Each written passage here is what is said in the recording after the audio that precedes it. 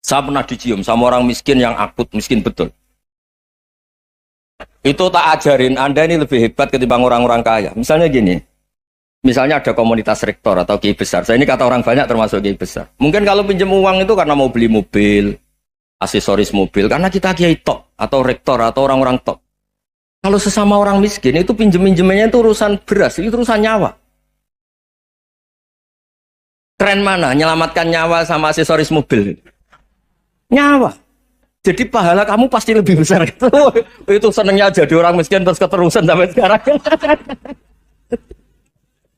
Itu. Lo coba kalau menteri sama menteri, rektor sama rektor, kira-kira pinjamannya apa Pak Arso? Kan kalau mau beli mobil atau mau umroh VIP, pokoknya yang keren-keren. Kalau orang miskin pinjam karena apa? Makan kan? Beras kan? Makanya kalau yang sedang miskin monggo lah kalau ingin teruskan. Maksud saya Islam itu seenak itu. Islam itu segampang itu. Sudahlah yang sedang miskin ya keren. Karena sekali sosial itu urusannya apa? Nyawa. Tapi kalau miskin semua ya Indonesia bisa tutup kan. Ya sudah yang kaya-kaya itu saya mengatakan Indonesia karena bayar pajak yang menjadikan Indonesia berjalan. Tapi ya dipakai yang benar. Nah, begitu seterusnya. Ada kiai miskin cerita ke kita. Terus enak jenengan alim, terus punya santri banyak, bisa ngajar di mana-mana. Saya bilang, hebat kamu. Dia hidup di daerah tertinggal. Itu yang diajarkan kan hanya tauhid. Kan nggak mungkin desa tertinggal baca fikih perbandingan madhab. Kan nggak mungkin. Kalau yang kayak Pak Fajar, Pak Sadali kan nggak mungkin. Fikih perbandingan apa? Madhab. Menyorot madhab dunia. Kayak engke itu kan nggak mungkin. Tapi pertanyaannya, yang menyelamatkan masuk surga itu tauhid apa perbandingan madhab? Tauhid. Ini hanya mengajarkan fardu kifayah sunat-sunat. Ini Anda mengajarkan fardu ain. Surganya dulu kamu. Oh terus senangnya jadi kayak gitu. Karena yang diajarkan apa? Tauhid. Sementara kita yang gaya-gaya ini ajarkan perbandingan apa? Ada studi banding ke Al-Azhar kemana-mana. Ini enggak tauhid. Dari orang nyembah pohon jadi nyembah Allah Ta'ala. Keren enggak? Keren. Jadi terus kiai itu sama saya senangnya bukan mereka, karena tak bela. Tapi ada yang agak kurang ajar tanya saya. Kalau itu hebat kenapa Gus gak mau jadi kiai itu? Waduh. Wah ya repot kalau pertanyaan. Terus tak jawab, kalau saya jadi kiai desa, kamu ngangsu ilmu dari mana coba? Ya dari jenengan, ya kalau sama gobloknya ada bisa. Ya sudah, Gus aja yang jadi kiai besar. Maksud saya, ya sudahlah kita begini seperti yang saya ajarkan di sini, saya sarankan supaya orang itu tahu. Nah, ini namanya diroyah, apa? Makanya kata Imam Ghazali itu kalau kamu ingin sopan gampang melihat anak kecil, gua aqallu minni dzamban, dia dosanya lebih kecil. Karena masih kecil kan, tentu secara dosa enggak banyak. Kalau melihat orang yang tua, gua aktsaru minni ibadatan, dia tentu ibadahnya lebih banyak karena umurnya lebih banyak. Sehingga terus semua orang lain tuh di depan kita itu hebat. Ya semua orang lain sama, misalnya Pak ini rektor, apa Fathul Wahid rektor, tanggung jawabnya lebih banyak, berarti pahalanya lebih banyak. Tapi sama, ketika melihat Nyon Sewu, melihat pegawainya yang secara lahir di bawahnya, ini tanggung jawabnya nggak banyak, pasti salahnya juga enggak. Itu yang diajarkan Rasulullah SAW, sehingga enak. Tapi kalau kita melihat orang lain selalu salahnya, itu pecundang. Allah saja tidak seperti itu kan, amal baik ya ada khairan, amal buruk ya ada saron, semuanya dilihat oleh Allah Subhanahu wa Ta'ala. Saya itu punya teman Gus, agak beling, agak seenaknya. Dulu miskin. Wah itu seenaknya betul. Kayak kenal Tuhan sudah. Tak tanya, kenapa kamu seenaknya? 1 bulan tuh labanya bisa 200 juta sampai 500, sampai 1 miliar. Saya itu Gus, setelah duha itu perkembangannya bagus. Duha, salah duha itu.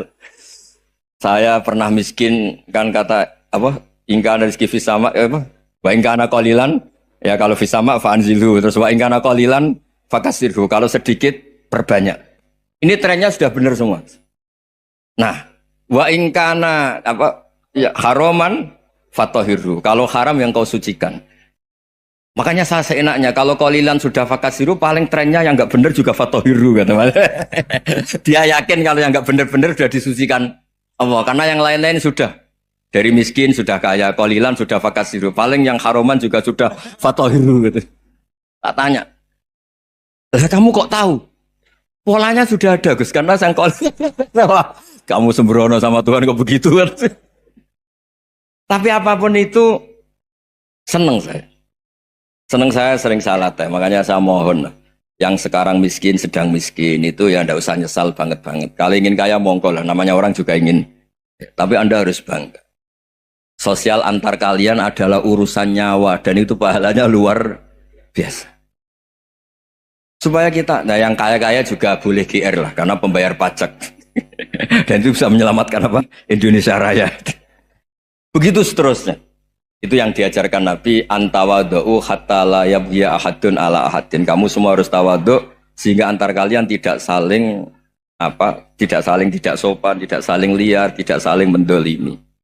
Termasuk tadi sikap gak jelas tadi. Orang dolim yang sekarang dolim bisa saja tobat, yang sekarang soleh bisa saja nanti. Semuanya itu mungkin. Kita diajari ya muqallibal qulub tsabbit qalbi ala dini. Jadi keliru kalau kita dalam banyak harus tegas, gak mesti. Al halalu bayyinun wal haramu bayyinun. Tapi ada wa bainahuma umurun mustabihat. Ada yang wilayahnya itu abu-abu. Misalnya ada perempuan cantik, misalnya contoh paling gampang. Kalau kamu ajari secara serius, kamu bisa saja tergoda jadi fitnah.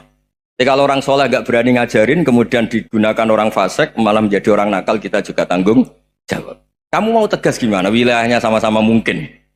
Wilayahnya sama-sama mungkin. Yang dekat pejabat mungkin terkontaminasi KKN. Tapi kalau pejabat gak dekati orang soleh, punya perilaku yang gak soleh, yang repot juga Indonesia kan? Nah hal-hal seperti itu kita tidak perlu ngambil sikap. Maksudnya nggak usah ngambil sikap, ya kita buktikan kalau milih satu madzhab, kita buktikan semuanya lebih baik, semuanya lebih bermanfaat, semuanya lebih berperadaban. Karena nggak bisa dihindari wa bainahuma.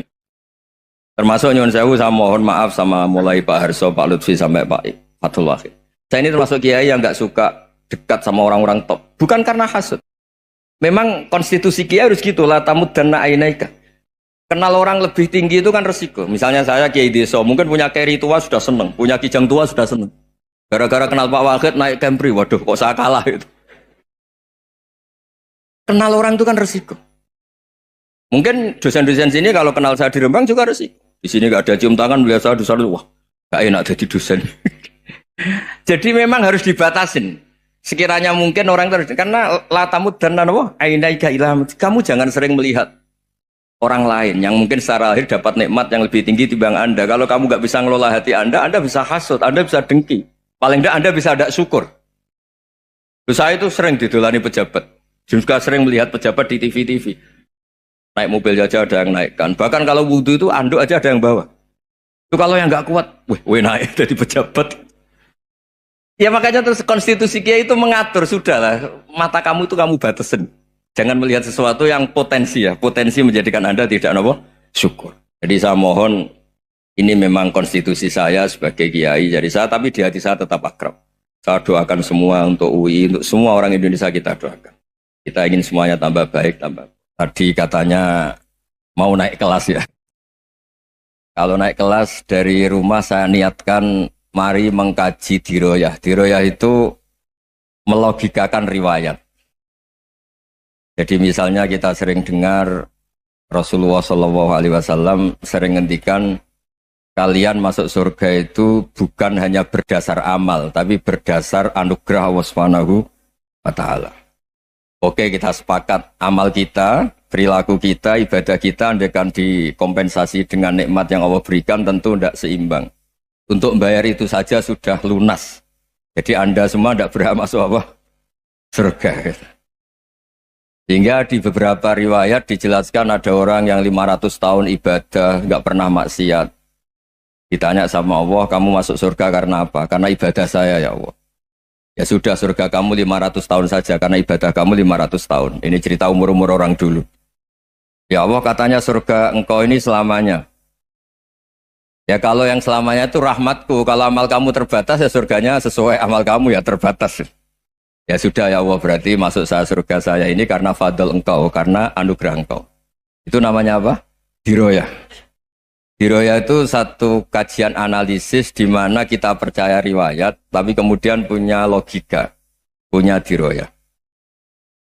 Ini penting supaya tauhid kita ini kuat. Jadi dulu ada orang yang sangat cerdas, namanya Jubair bin Mut'im. Dia saking cerdasnya, juga kaya, juga tokoh, dikirim sebagai delegasi pembebasan Asra Badrin, tawanan Badar. Kemudian pas datang ke Masjid Nabawi, Nabi delalah pas baca Wattur wa kitabim mastur. Sampai pada titik Nabi baca Am khuliqu min ghairi syai'in am humul khaliqun. Apakah penciptaan yang sedemikian canggih itu dimulai tanpa perwujudan, tanpa sesuatu yang real, yang maujud? Orang itu langsung bersimpuh, matur, ya Rasulullah saya Islam. Kada qalbi yatir, hampir hati saya, otak saya, pikiran saya itu terbang. Karena logika yang dibangun ateisme misalnya, kalau alam raya ini dimulai dari nihilisme, berarti logikanya apa? Al-adamu yakhluqu maujudan. Alam raya ini kan maujud. Maujud itu ada. Kalau yang lebih dulu itu ketiadaan, berarti ketiadaan menjadi sebab kewujudan. Kalau dalam bahasa Arab itu al-adamu yakhluqu maujudan. Sesuatu yang harusnya nggak jadi faktor karena ketiadaan, menjadi faktor sesuatu yang nyata. Itu kan nggak masuk akal.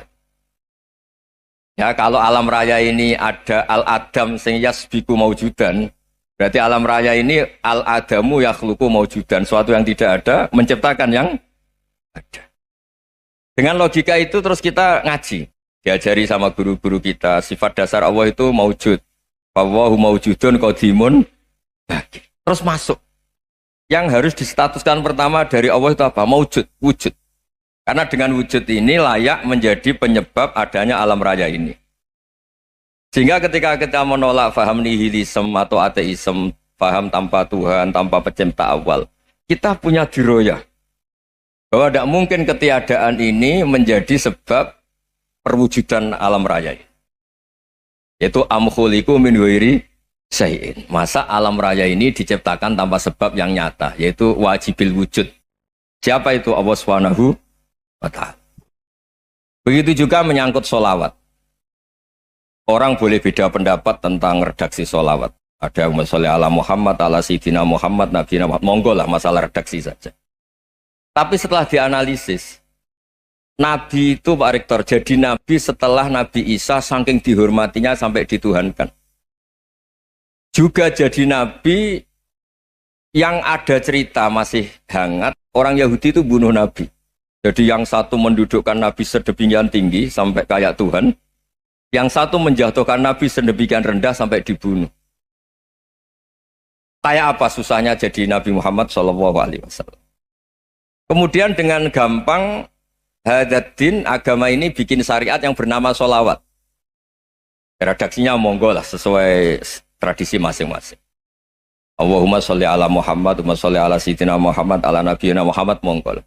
Tapi yang jelas redaksi ini kalau didiroyah dikaji, Allahumma itu Tuhan, Tuhan itu pemberi. Wa Muhammadun wa in jalla qadruh abdun min ibadi. Muhammad apapun tinggi derajatnya tetap berstatus hamba. Sehingga agama ini terjaga oleh syihotus sholawat. Agama ini terjaga oleh redaksi sholawat. Yaitu Allah tetap pemberi sebagai Tuhan yang enggak tersaingi, la syarikalah. Rasulullah Muhammad wa in jalla qadruh. Apapun prestasinya, bisa mi'raj, bisa apa saja, tetap seorang hamba yang butuh muhtajun ila rahmatih. Jika redaksi Allahumma sholli ala Muhammad ini mengukuhkan yang Tuhan tetap Tuhan, hamba pilihan tetap hamba pilihan. Tentu dengan redaksi ini kemudian kita mendudukkan Nabi benar-benar posisi terhormat.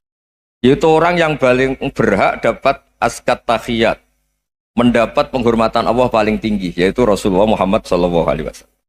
Dan itu diulang-ulang oleh Allah. Subhanalladzi asra bi'abdi. Status hamba ini diulang-ulang. Lagi-lagi ini bernama diroyah. Bernama apa? Contoh ketiga misalnya fihi ayatum bayinatum maqamu Ibrahim. Dulu orang Yahudi itu ada diskusi masif. Syaratnya Nabi itu mbah-mbahnya harus Nabi. Harus keturunan Nabi. Kemudian semua Nabi rata-rata di Palestina, di Syam. Lalu Muhammadnya asal-usulnya dari mana? Tahu-tahu orang Arab kok Nabi, padahal orang Arab itu dulu jahiliyah. Walhasil terus diceritakan bukti Muhammad ini turunan Ibrahim adalah ada jejak kaki Nabi Ibrahim di dekat apa? Ka'bah. Fihi ayatum bayyinatum maqamu Ibrahim. Kalau Nabi Ibrahim pernah di Mekah, artinya beliau pernah meninggalkan turunan yang di Mekah.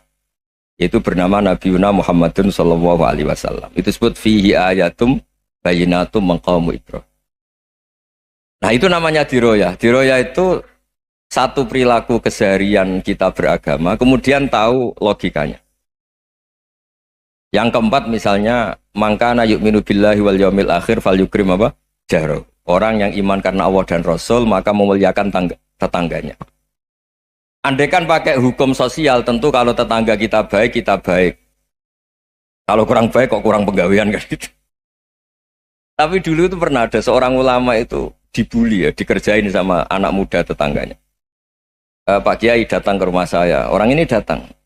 Kemudian setelah di rumahnya, saya tidak jadi butuh sama Pak Kiai, silahkan pulang. Itu Kiainya senyum menikmati. Dan itu terulang 3 kali.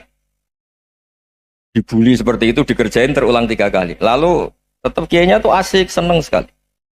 Lama-lama muda ini tanya, kenapa engkau tidak tersinggung? Padahal saya kerjain sampai 3 kali, tak undang, terus tak suruh pulang, tak undang, tak suruh pulang. Kata Kiai tadi, yang memerintahkan baik sama tetangga itu Allah. Jadi saya nikmati ketika bisa baik sama Anda. Tidak ada urusannya dengan perilaku Anda yang nolak saya. Nah itu terus kita tahu, memang motifnya kita baik sama tetangga karena iman sama Allah dan Rasul, bukan hukum kompensasi sosial. Jadi kalau mau diteruskan Pak Rektor, saya ngajar di sini ya karena perintah Allah itu orang alim harus ngajar, bukan karena perintah Rektor. Kalau diteruskan. Ya saya mohon juga gitu para dosen, para karyawan di sini kalau nggak khianat dengan UI itu karena takut sama Allah, jangan takut sama Rektor. Kalau Anda baik juga karena Allah, jangan baik karena apa?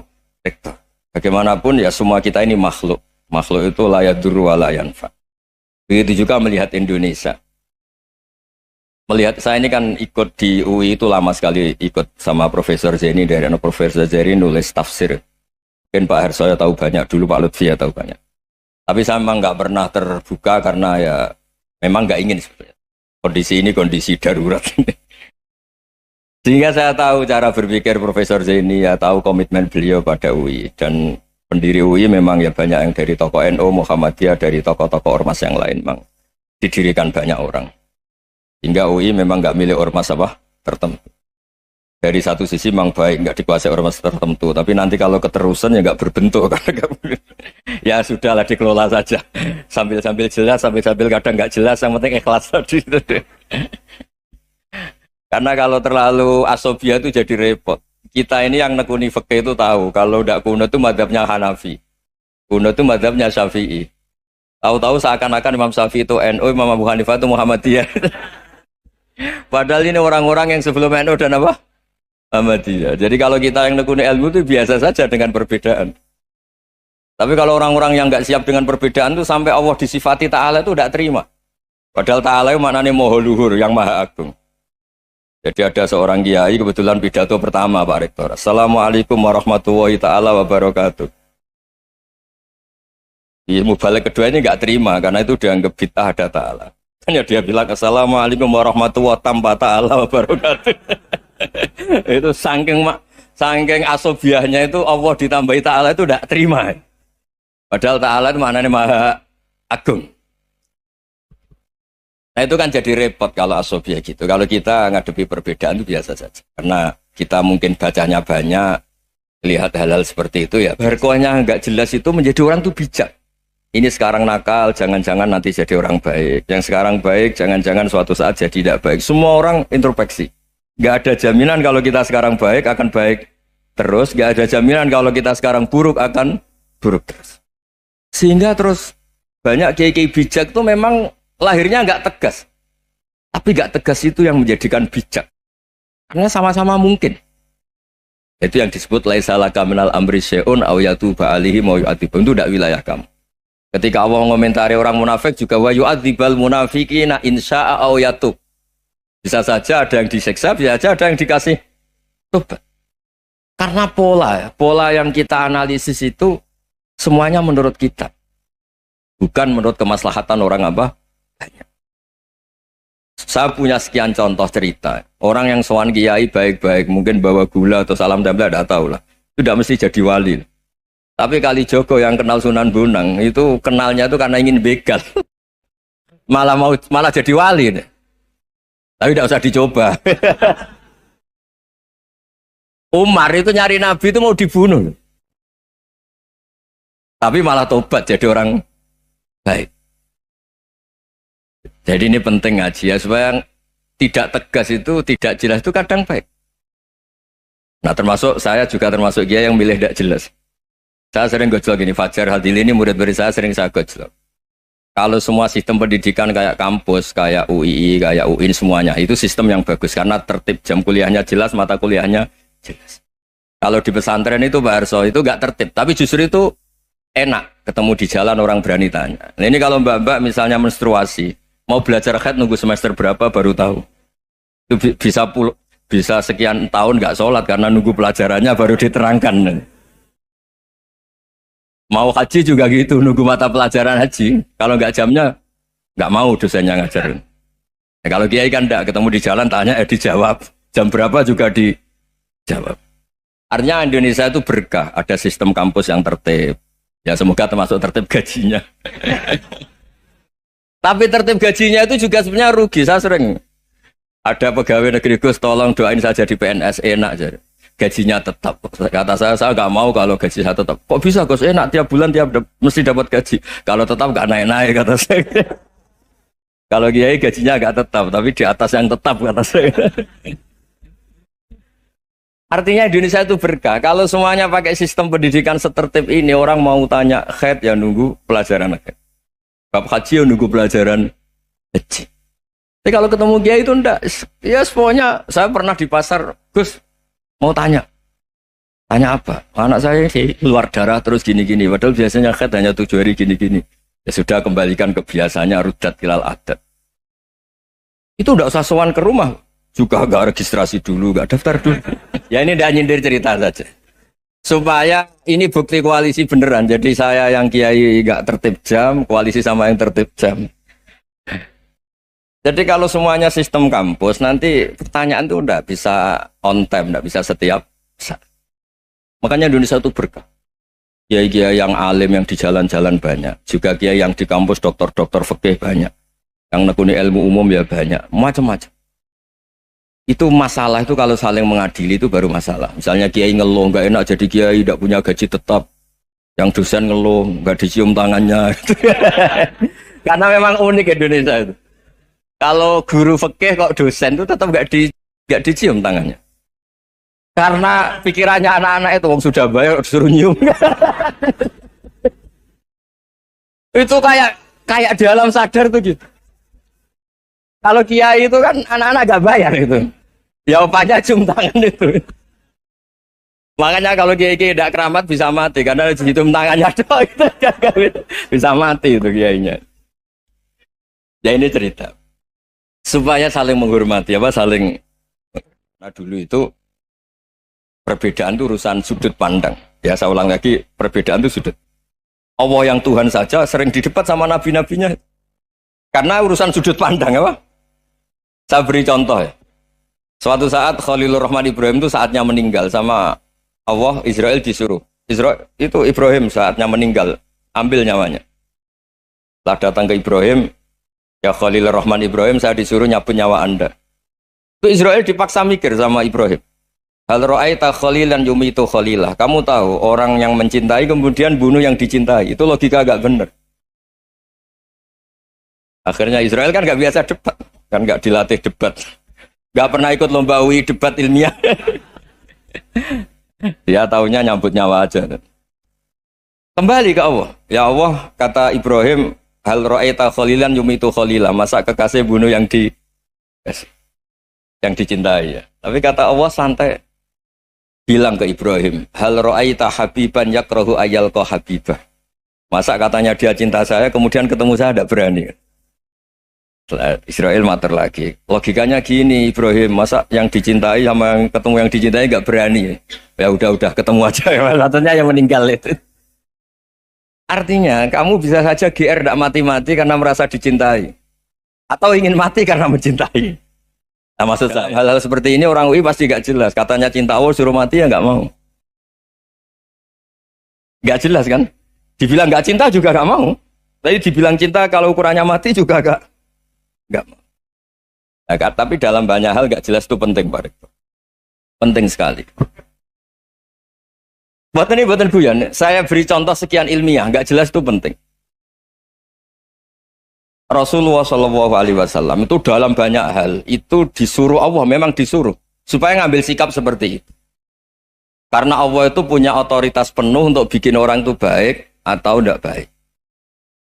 Wahsy itu yang membunuh Sayyid Hamzah, orang paling dicintai Nabi, di antara yang dicintai Nabi. Qatalahu Wahsyun, dibunuh oleh Wahsy. Nabi secara basarnya itu nggak suka sama Wahsy.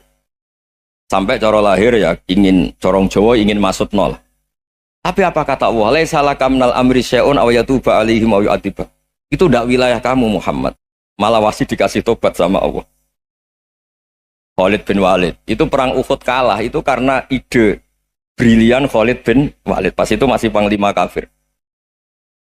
Yaitu pura-pura kalah, ghanimah dilepas, sahabat turun, pasukannya naik, walhasil orang Islam kalah. Khalid bin Walid akhirnya juga masuk Islam. Orang yang secara basariah Nabi itu gak siap. Kebalikannya juga ada. Sa'labah itu orang sampai tempat gelar Hamamatul Masjid. Ini pas ngaji mesti ingat. Salam. Dia di masjid terus. Setiap habis salam tuh lari. Karena istrinya Nyun Sewu masih berpakaian yang tidak pantas. Kenapa engkau terburu-buru pulang? Pakaian yang dipakai istri saya sekarang saya pakai. Ya pakaian sarung itu kayak Pak Rektor kan fleksibel. Ini khusus mau Ramadan. Tidak akan sarungan terus. Gak usah khawatir. Jadi ini tadi sudah janjian. Saya yang kiai celananan, beliau yang rektor pakai sarung. Jadi, iya. Supaya itu barter madhab. Tapi hanya sekali ini aja, bukan. Jadi jangan diharapkan ini jadi tontonan terus-menerus. Dan ini barter madhab. Saya sama Profesor Kores juga sering gitu. Saya pakai sarung yang dihadiahi beliau, beliau pakai sarung yang dihadiahi saya. Memang itu tradisi Islam. Tahadau tahabu, kamu saling memberi hadiah maka kamu saling mencintai, bukan riswah, bukan riswah. Walhasil terus Sa'labah ini buat saya didoakan Nabi supaya saya kaya, supaya tidak sering ganti-ganti pakaian seperti ini sama istri saya. Jangan-jangan kamu miskin itu lebih baik. Ngotot minta didoakan. Didoain Nabi kaya terus lama-lama ninggal sholat, ninggal jamaah. Itu Allah belum tersinggung. Yang mulai Allah tersinggung itu kan saya sering fatwa di mana-mana, sering memberi saran. Mumpung kamu miskin itu sering sedekah. Karena kalau sudah kaya itu tidak bisa. Saya memberi analogi gini. Kalau saya masih santri miskin, punya uang 100.000, diminta guru saya 50 tak kasihkan. Padahal itu 50%. Punya 2 kambing kurus, diminta guru saya 1 pasti tak kasihkan. Padahal itu 50%. Jadi kalau punya sapi Brahman atau sapi limusin yang harganya itu 100 juta, punya 2, diminta 1 boleh enggak? Tidak boleh. Saya punya motor butut 2, diminta teman saya 1 boleh. Tapi kalau Davidson Harley itu nggak boleh. Nah, walhasil itu kalau kita miskin, misalnya kita zaman kuliah atau zaman mondok atau zaman apa saja, punya uang 100.000, nartik temannya sampai 50.000 kan biasa. Tapi setelah 1 miliar, berani nggak kamu kasihkan 500 juta? Sama-sama 50%. Enggak kan?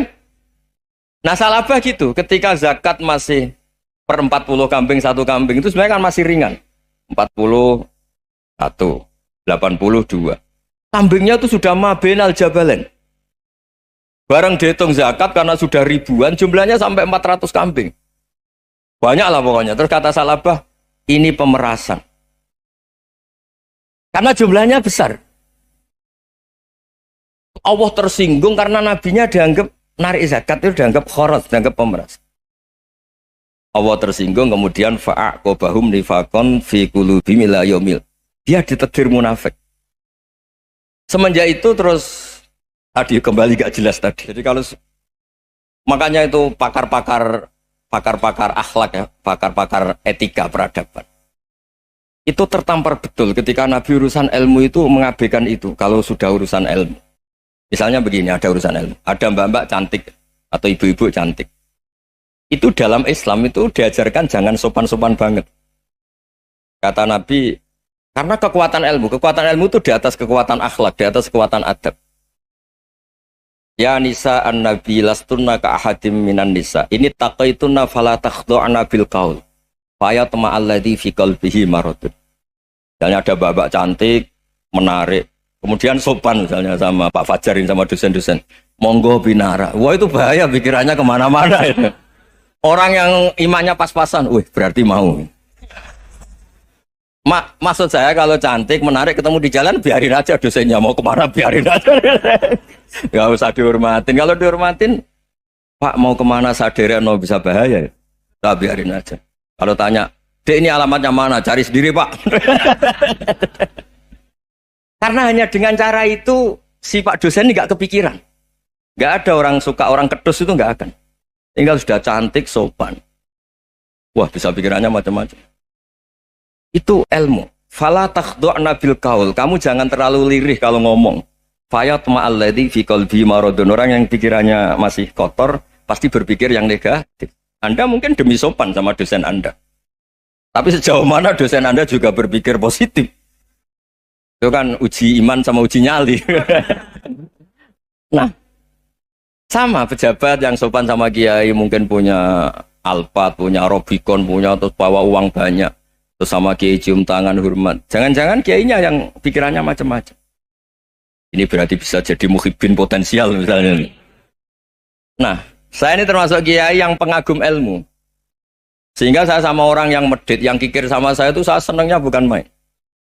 Kenapa? Karena kalau orang medit itu gak berhak. Kalau orang lomo 1 juta minta surga, 2 juta ya minta apa? Surga. Gus, salam template 200.000 aja kadang minta surga. Tapi kalau yang kikir-kikir ya sudah salaman tok sudah. Gak minta apa-apa kan dia tahu diri, oh gak bayar kok minta. Maksud saya Islam itu luas, dinikmati saja Pak. Dinikmati saja. Nah itu diroya, maksudnya itu diroya. Diroya itu kamu tahu aturan Islam itu kamu harus yakin khairihi wa syarrihi minallah. Semua itu ujian, tapi kemudian dikaji. Makanya saya ini termasuk pengagum Imam Syafi'i. Imam Syafi'i itu dikasih tahu. Tadi orang yang di depan engkau cium tangan hormat tuh di luar ngomong-ngomong, ngata-ngatain Anda. Imam Syafi'i tertawa-tawa sewenang. Loh, Anda ini dikata-katain di luar kok. Kok tidak kamu anggap munafik malah tertawa. Berarti saya wibawa, di depan saya nggak berani. Dianggap enteng saja. Dibilangin, sebagian orang kampung sini nggak suka sama engkau. Baguslah, tidak akan pinjam uang sama saya. Di mana-mana orang pinjam minta tolong itu karena seneng. Kalau benci kan enggak. Intinya dianggap enteng saja. Yang terjadi di dunia itu semuanya dianggap enteng saja. Man asa ilaika faqat atlakoka. Yang berburuk sama kamu itu membebaskan kamu. Coba kalau akrab, titip. Ya misalnya akrab sama Pak Fajar. Bilangkan ke Pak Rektor, sangkat tuh jadi guru tetap atau apa kan ribet. Kalau tidak cocok kan nggak minta apa-apa. Makanya hati-hati Pak Rektor sama yang akrab-akrab itu. Itu dulu saya juga nggak paham. Di antara wasiat Bapak yang sering diulang-ulang tuh itu. Suatu saat kamu jadi kiai, ngelola orang nggak seneng tuh gampang. Sudah, situ orang lain. Tapi kalau ngelola orang orang seneng tuh repot. Mintanya aneh-aneh. 100.000 aja minta surga. Hanya teman tenis saja minta naik jabatan. Intinya itu ya sudahlah dikelola. Yang seneng ya berkah, mungkin teman berjuang, teman diskusi. Yang nggak seneng ya berkah, karena ini tidak minta macam-macam, tidak seneng.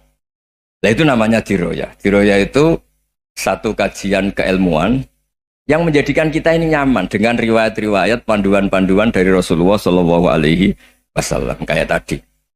Kenapa sih tentang baik sama tetangga, baik sama tamu? Hitung-hitungannya itu mangkana yu'minu billahi wal yaumil akhir. Ya, ngoten mawon. Assalamualaikum warahmatullahi wabarakatuh.